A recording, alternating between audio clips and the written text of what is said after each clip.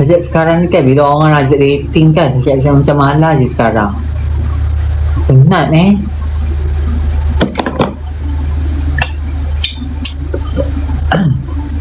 sekarang ni saja casual je, dating dengan semua orang. Tapi dating bukan yang deeper lah, dating macam buang masa je macam tu. Tak reti nak serius-serius lah sekarang ni. Bagi I kan, orang yang serius ni adalah orang yang mungkin umur I kot. Sebab umur I dah 40. Bila orang nak cakap pasal cinta ni, perjalanan cinta ni kan, kita akan rasa macam tak perlu kot, macam tu, faham tak? Kawan better lah.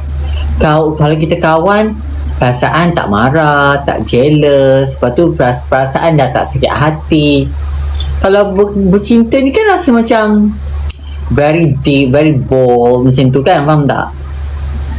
So bercinta tu tak lah kot. Sebab mungkin umur I dah 40.